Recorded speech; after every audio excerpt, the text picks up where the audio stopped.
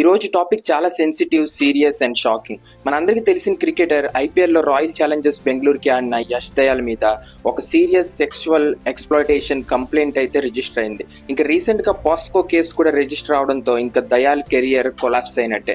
Yash Dayal ex girlfriend Delhi NCR నుంచి దయాల్ మీద FIR అయితే రిజిస్టర్ చేసింది. అలాగే కేసు కోర్టులో కూడా రీచ్ అయింది. ఇప్పుడు కేసు ఎంతవరకు వెళ్ళింది, యష్ దయాల్ అరెస్ట్ అవుతాడా, విక్టిమ్ చెప్పింది నిజమా కాదా, ఇంకా సెకండ్ పాస్కో కేసు ఎవరు వేశారనేది ఈ వీడియోలో అయితే చూసేద్దాం. సో స్కిప్ చేయకుండా వీడియో ఎండ్ వరకు చూడండి. విక్టిమ్ చెప్పినట్టు 2019లో యష్ దయాల్తో ఇన్స్టాగ్రామ్ లో ఫస్ట్ టైం కనెక్ట్ అయ్యింది. అప్పుడప్పుడు చాట్లు స్టార్ట్ అయ్యి స్లోగా వీడియో కాల్స్, ఎమోషనల్ బాండింగ్ అయితే వచ్చింది. యష్ నాకు క్లియర్ గా చెప్పాడు, నేను నిన్ను లవ్ చేస్తున్నాను, కెరియర్ సెటిల్ అయితే డెఫినెట్ గా పెళ్లి చేసుకుంటానని. ఆ ప్రామిస్ పైన బిలీవ్ చేసి ఫిజికల్ రిలేషన్షిప్ కూడా స్టార్ట్ చేసింది. ఇంకా లైఫ్ లో సెటిల్ అయ్యే వరకు వెయిట్ చేయాలని డిసైడ్ చేసింది.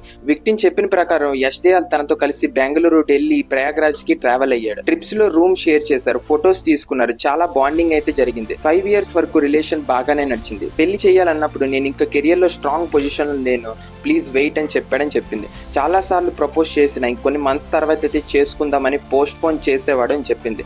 రీసెంట్ గా ఒక month back Yash behaviour complete గా చేంజ్ అయిందని చెప్పింది. కాల్స్ పిక్ చేయడం లేదు, సోషల్ మీడియాలో బ్లాక్ చేశాడు, రిప్లై ఇవ్వకుండా ఇగ్నోర్ చేయడం స్టార్ట్ చేశాడని మీడియా ముందుకు వచ్చి చెప్పడం అయితే జరిగింది. అదే అమ్మాయి ఇప్పుడు యష్ దయాల్ మీద రేప్ కేసు అయితే రిజిస్టర్ చేసింది. June 14, 2025 victim women help line 181 call చేసింది. కానీ అక్కడ కంప్లైంట్ మీద ఏం యాక్షన్ అయితే తీసుకోలేదు.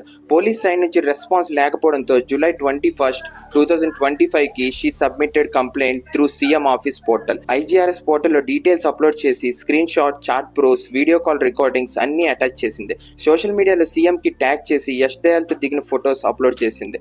ఇంద్రపురం పోలీస్ స్టేషన్ లో గాజియాబాద్ లో July 6న ఎఫ్ఐఆర్ అయితే రిజిస్టర్ చేశారు. అయితే వెంటనే పోలీసులు కేసుని సీరియస్ గా తీసుకున్నారు. న్యూ క్రిమినల్ లా BNS 69 సెక్షన్ లో కేసు ఫైల్ అయితే చేశారు. BNS 69 sexual inter course through deceitful అంటే ఓల్డ్ ఐపీసీ సెక్షన్ 376 రిప్లేస్మెంట్ గా వచ్చిన చట్టం. ఎఫ్ఐఆర్ రిజిస్టర్ అయిన తర్వాత విక్టిమ్ స్టేట్మెంట్ రికార్డ్ చేశారు. But till now Yash Dayal తన స్టేట్మెంట్ అయితే ఇవ్వలేదు.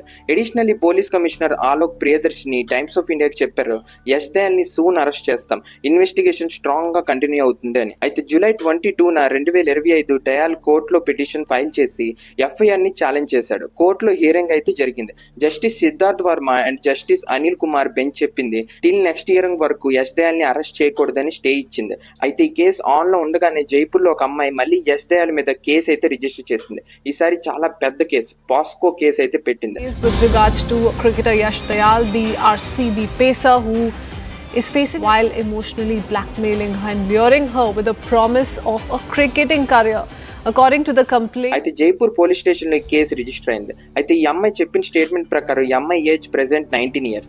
దయాల్ పరిచయం అయినప్పుడు మాత్రం షీఈ్ మైనర్, అంటే 17 years మాత్రమే. అయితే ఈ అమ్మాయి చెప్పింది ఏంటంటే తన క్రికెట్ ఇన్ఫ్లుయెన్స్ యూజ్ చేసి క్రికెట్ లో కెరియర్ చూపిస్తానని చాలా సార్లు లైంగికంగా వేధించాడని కేసు అయితే పెట్టింది. ఈ సీజన్ ఐపీఎల్ టైంలో April 13 ఆర్సీబీ ఇంకా రాజస్థాన్ రాయల్స్ మధ్యలో ఒక మ్యాచ్ అయితే జరిగింది. ఈ మ్యాచ్ జరిగింది జైపూర్ లో. అయితే అమ్మాయి చెప్పిన స్టేట్మెంట్ ప్రకారం జైపూర్ లో మ్యాచ్ జరిగినప్పుడు కూడా యష్ దయాల్ తనకు కాల్ చేసి అబ్యూస్ చేయడం, రూమ్ కు రమ్మని చెప్పి లైంగికంగా వేధించడం అనేది చేశాడని కంప్లైంట్ రిజిస్టర్ చేసింది. ఇప్పుడు సిచ్యువేషన్ లో 2 sides ఉన్నాయి. ఫస్ట్ కేసులో 5 years రిలేషన్ ని బ్రేక్ చేసి రేప్ చేశాడని కేసు చేసింది ఫస్ట్ అమ్మాయి. దీనికి యష్ దయాల్ స్టేట్మెంట్ అయితే ఇవ్వలేదు. అయితే సెకండ్ కేసు అయితే పాస్కో కేసు 23rd July కి రిజిస్టర్ అయింది. యష్ దయాల్ ఈ కేసుకు కూడా ఏ స్టేట్మెంట్ అయితే ఇవ్వలేదు మీడియా ముందు.